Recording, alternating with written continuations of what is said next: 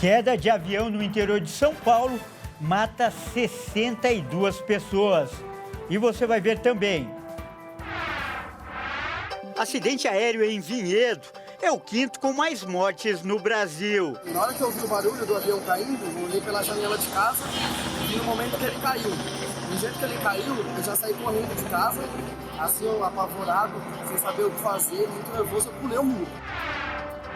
Perito aeronáutico diz que pelo movimento do avião, queda era irreversível. Quando um avião entra em parafuso chato, é quase impossível que o piloto reverta e evite o acidente.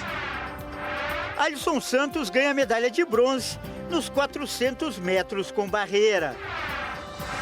E ainda, a dica do fim de semana traz o novo louvor de Valdecir Aguiar. Jesus é o remédio. Eu sou a sua casa, eu sou teu e tu és meu. Tudo isso você confere a partir de agora no Jornal das 18h30.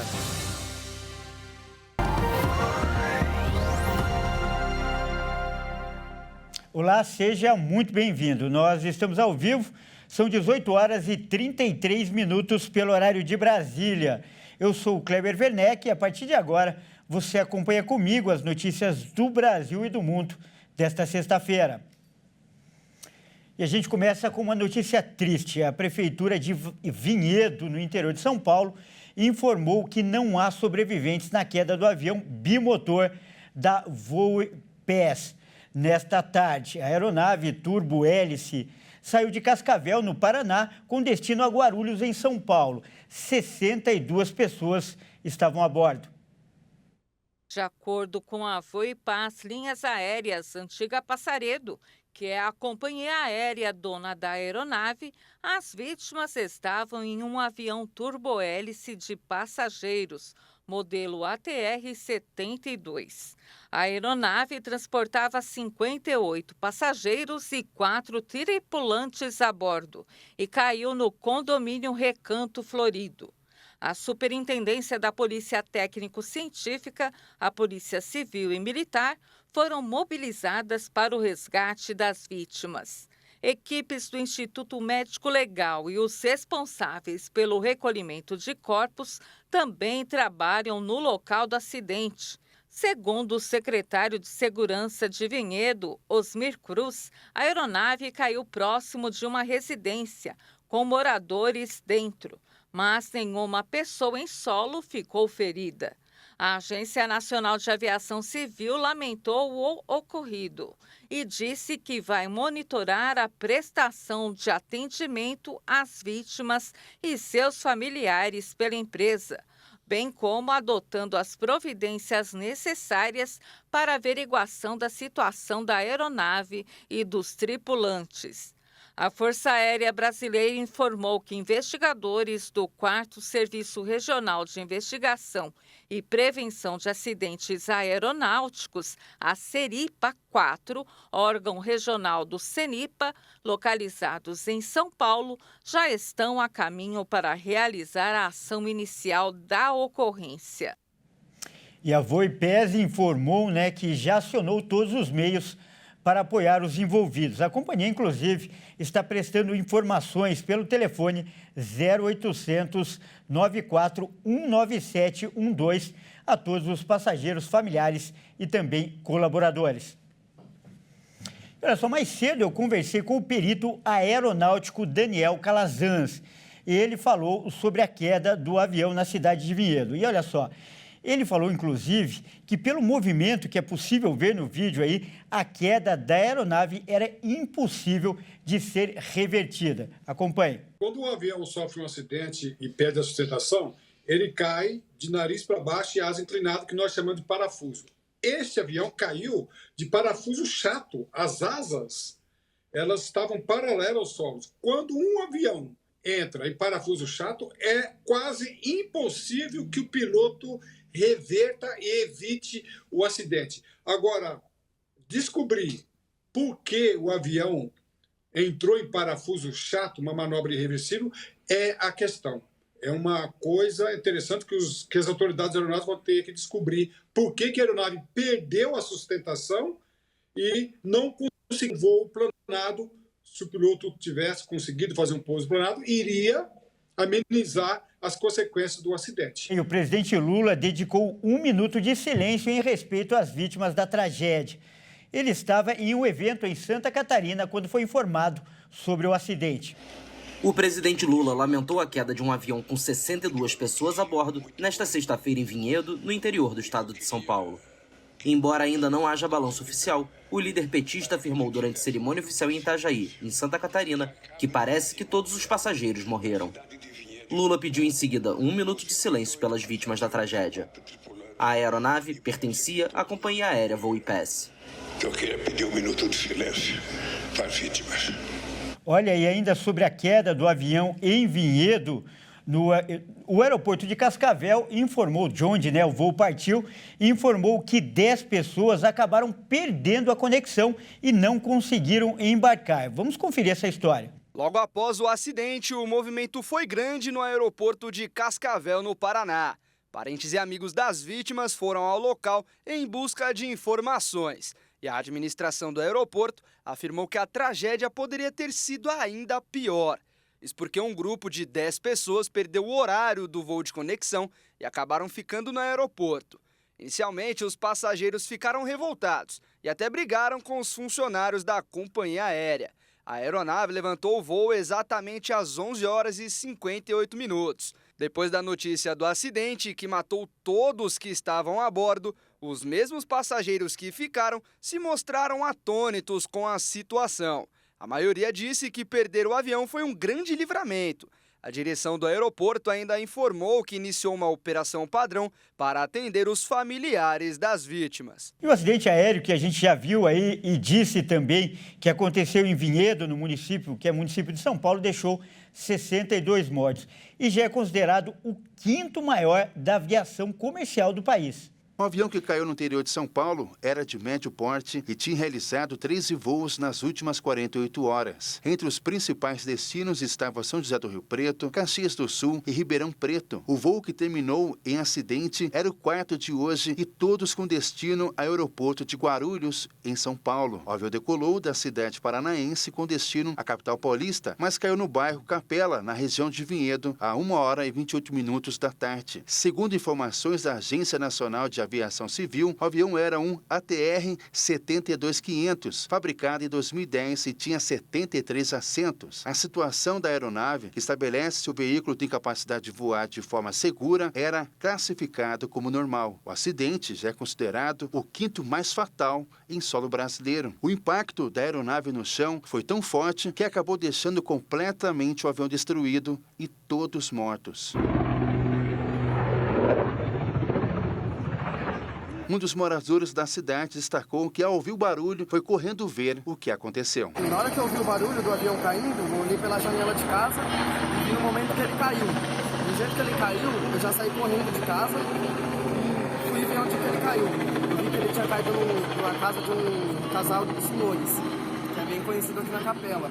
Assim, eu apavorado, sem saber o que fazer, muito nervoso, eu pulei o muro, estava atravessado. Porque na hora que o avião caiu, ele caiu no telhado da casa e ficou atravessado no quintal.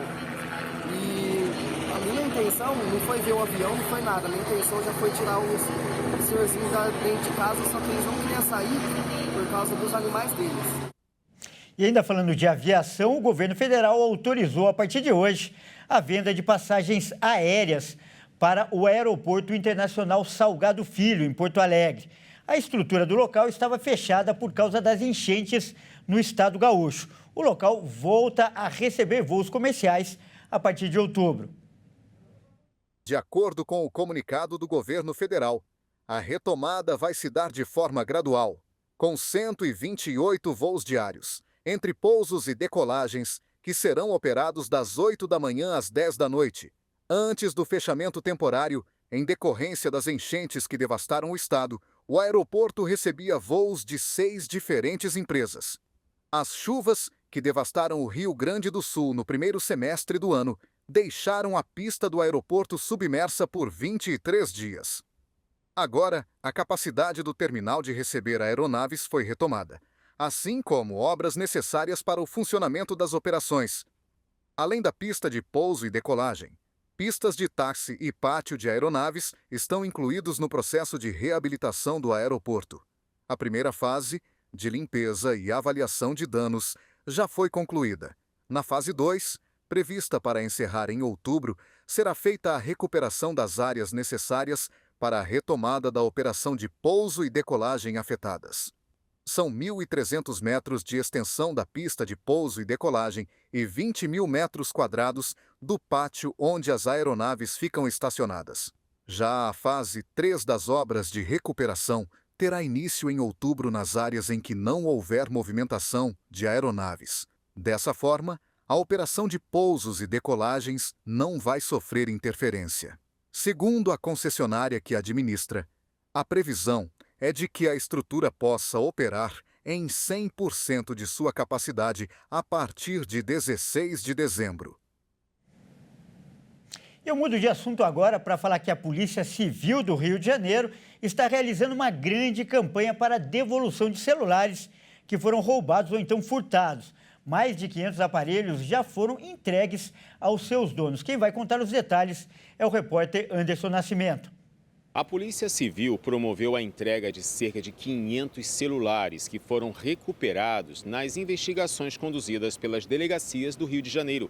Esta campanha é o maior ato de restituição de celulares em um único dia já feito pelo Estado. As vítimas de furto ou roubo foram avisadas por e-mail e mensagens por aplicativos, enviados pela delegacia. Foi preciso que elas comparecessem à cidade da polícia na zona norte do Rio de Janeiro e apresentassem um documento de identificação com foto.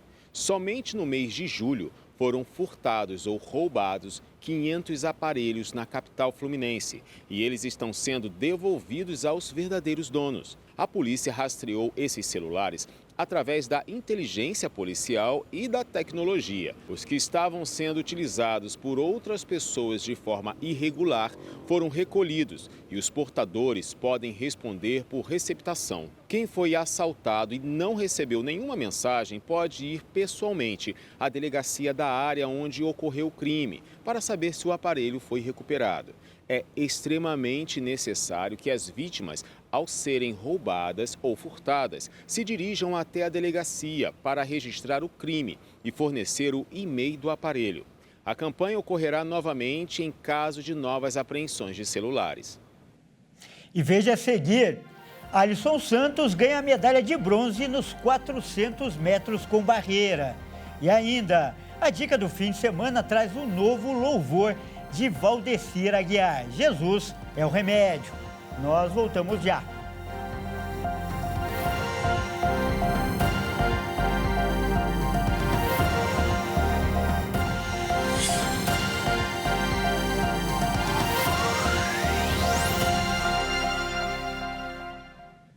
Mais uma vez, seja muito bem-vindo. Nós estamos de volta e ao vivo. São 18 horas e 47 minutos pelo horário de Brasília.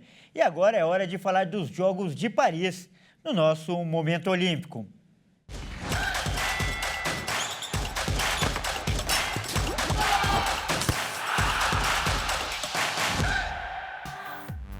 E quem traz as informações, como sempre, é o Fernando Jesus. Boa noite, Fernando. Seja muito bem-vindo mais uma vez ao Jornal das 18h30 e hoje com ótimas notícias. Vamos começar falando da medalha de bronze que o Brasil ganhou hoje, Fernando. Exatamente. Boa noite para você e a todos que nos assistem, Kleber. O Alisson dos Santos conquistou medalha de bronze nos 400 metros com barreira. Ele precisou de 47 segundos e 26 para realizar a prova. Alisson dos Santos repetiu o resultado alcançado nas Olimpíadas de Tóquio em 2020. Ele chegou perto de conquistar a medalha de prata, mas o norueguês Karsten Warholm realizou a prova em 47 segundos e 6 e ficou com o segundo lugar do pódio. A medalha de ouro ficou com o americano Rai Benjamin, que terminou a prova em 46 segundos e 46. Esse, inclusive, é o mesmo pódio da última Olimpíada. E uma curiosidade sobre o brasileiro é que ele é o único atleta que conseguiu passar por 4 barreiras nos 400 metros com apenas 12 passos entre elas, já que é necessário um número par de passos para que os ataques bilaterais sejam realizados. Além da medalha de bronze, Alisson ficou com apenas 97 centésimos do seu próprio recorde, considerado o terceiro melhor tempo da história. Ele realizou a prova em 46 segundos e 29 no Campeonato Mundial de 2022. Mas a melhor notícia vem agora, né, Fernando? Afinal, o Brasil conquistou mais uma medalha de ouro. Conta pra gente. Exatamente, dessa vez a medalha foi no vôlei de praia feminino. E essa é a terceira medalha de ouro do Brasil nessas Olimpíadas 2024. As brasileiras Duda e Ana Patrícia enfrentaram as canadenses Melissa e Brandon na Arena Torre Eiffel. As meninas do Brasil deram um show e venceram por 2-1 e conquistaram a medalha de ouro. A dupla brasileira chegou na final sem derrotas e fez história em Paris. As canadenses não foram bem na fase de grupos e venceram apenas um dos 3 jogos disputados e precisaram passar pela repescagem até chegar na grande final. Tá certo, então parabéns aí para as nossas meninas, as nossas jogadoras. E na ginástica rítmica, o Brasil também vem fazendo história, não é mesmo, Fernando? Com certeza, a Bárbara Domingos já é uma das maiores atletas da ginástica rítmica e mesmo ficando na 10ª posição, a ginasta elevou o patamar do Brasil nessas Olimpíadas. Essa, inclusive, foi a sua primeira participação em Jogos Olímpicos. Bárbara Domingos tem apenas 24 anos, mas já é uma das maiores atletas da ginástica rítmica do Brasil. A ginasta vem fazendo história no esporte representando o país e chegou nas Olimpíadas buscando um feito inédito, chegar na final da individual geral da ginástica rítmica. Bárbara conseguiu realizar esse feito em Paris. Embora tenha terminado em 10º na final nesta sexta-feira, ela elevou o Brasil a outro patamar da ginástica da categoria. Bárbara foi a primeira a se apresentar pela final do individual geral, começando com o arco. Babi não entrou bem na decisão, pois estava com o mental abalado após a eliminação das colegas do conjunto quando Victoria Borges sofreu uma lesão. A ginasta deixou o aparelho cair algumas vezes, iniciando a competição com nota baixa, mas ergueu a cabeça nas rotações seguintes. Bárbara se recuperou na bola e nas massas, mas tirou nota baixa na fita. A brasileira terminou em último no quadro geral, somando uma média de 123.100 pontos. Apesar de ter ficado em último lugar, Babi fez história pelo Brasil e aumenta a esperança de uma evolução na categoria nas próximas Olimpíadas. A gente continua falando de esporte, só que agora é de Campeonato Brasileiro. Afinal, nesse fim de semana, temos Campeonato Brasileiro, Brasileirão. Quem joga, por favor, Fernando? Isso mesmo, amanhã começa uma 22ª rodada do Brasileirão. O primeiro jogo é entre Fortaleza e Criciúma. A bola rola às 16 horas e o Fortaleza vai em busca dos 3 pontos e briga na parte de cima da tabela. O Leão está na 3ª colocação. Às 19 horas temos briga na parte de baixo entre Cuiabá e Grêmio lá na Arena Pantanal. O Cuiabá é o atual vice-lanterna do Campeonato Brasileiro e precisa reagir para sair da zona de rebaixamento. O tricolor gaúcho está a 1 ponto do rebaixamento e precisa da vitória para se afastar mais ainda. E no sábado também temos Clássico Mineiro lá no Mineirão, entre Cruzeiro e Atlético Mineiro. As duas equipes vão se enfrentar às 21h30. Ainda às 21h30, o Corinthians recebe na Neoquímica Arena o RB Bragantino. O Timão é outro time que busca se afastar da zona de rebaixamento. Outro clássico também acontece no mesmo horário, mas dessa vez é o clássico carioca entre Vasco da Gama e Fluminense. As duas equipes vão jogar lá em São Januário. O Fluminense está a 1 ponto de sair da parte de baixo da tabela e vai em busca da vitória. No domingo tem jogo logo cedo, às 11 horas da manhã, entre o líder do campeonato, o Botafogo, contra o Juventude lá no estádio Alfredo Jaconi. E no domingo também temos outro clássico, dessa vez lá na Bahia. O Vitória vai visitar o Bahia na Casa de Apostas Arena Fonte Nova às 16 horas. E os dois times vivem cenários opostos. O Bahia briga para entrar no G4 do Campeonato Brasileiro e o Vitória briga para não ir à zona de rebaixamento. Também às 16 horas, o São Paulo recebe o Atlético Goianiense lá no Morumbis. E atualmente o Dragão é o lanterna desse Campeonato Brasileiro. No mesmo horário, o Palmeiras vai ter a chance de se vingar do Flamengo após ser eliminado pelo rubro-negro na Copa do Brasil. As duas equipes vão se enfrentar no Maracanã. E para encerrar essa rodada do Campeonato Brasileiro, o Internacional joga em casa contra o Atlético Paranaense às 19 horas. Tá certo, então, olha, muito jogo bom. E na segunda-feira você volta, né, Fernando? Além dos jogos do Campeonato Brasileiro, também com o balanço das Olimpíadas. Exatamente, segunda-feira estamos de volta para atualizar as notícias do esporte desse final de semana, Kleber. Muito obrigado, ótimo fim de semana para você e até segunda. Para você também, até segunda. Bom, e sexta-feira é dia de dica para o fim de semana aqui no Jornal das 18h30. E quem traz as informações é a Amanda Silva. Boa noite, Amanda. Seja muito bem-vinda. Quais as dicas que você traz aí para o fim de semana? Boa noite, Kleber, e a todos que nos acompanham. Para esse fim de semana, eu separei uma dica para quem gosta de frio e de viajar. E quando coloca essas duas palavras juntas, todo mundo só pensa em um lugar: Campos do Jordão. A cidade é conhecida pelo frio extremo e que tem geada nos dias mais gelados. E para quem gosta de se aventurar nas alturas, o Morro do Elefante está a 1.800 metros de altitude e existem duas maneiras de você chegar lá. Você pode dirigir até o mirante ou ir de teleférico. A visitação é gratuita, já o passeio de teleférico custa R$ 15.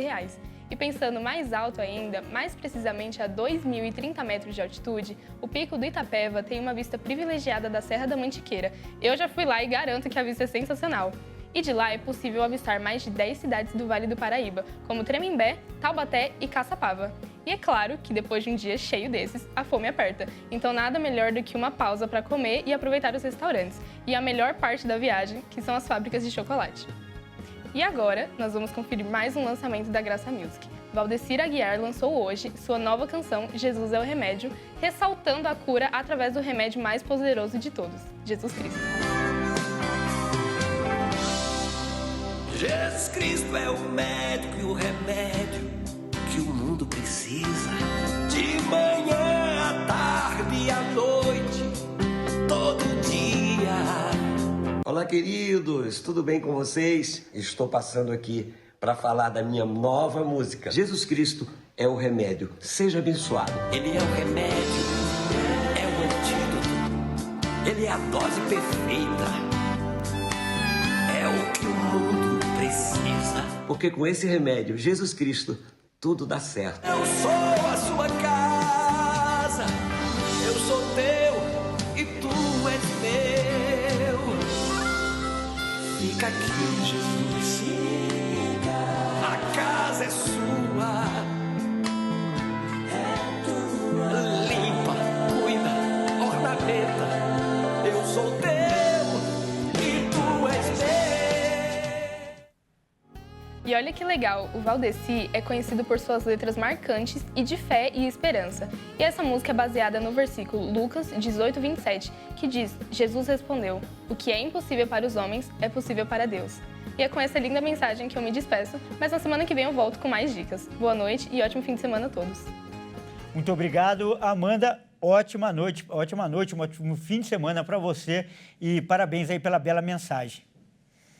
Olha, a gente acabou de ouvir aí um belo louvor, mas hoje, excepcionalmente, o Jornal das 18h30 vai acabar em silêncio, em sinal de luto, pelas pessoas que estavam a bordo do avião que caiu lá em Vinhedo, no interior de São Paulo. Nós desejamos força para os familiares e estaremos em oração. Ótima noite, bom fim de semana e até segunda.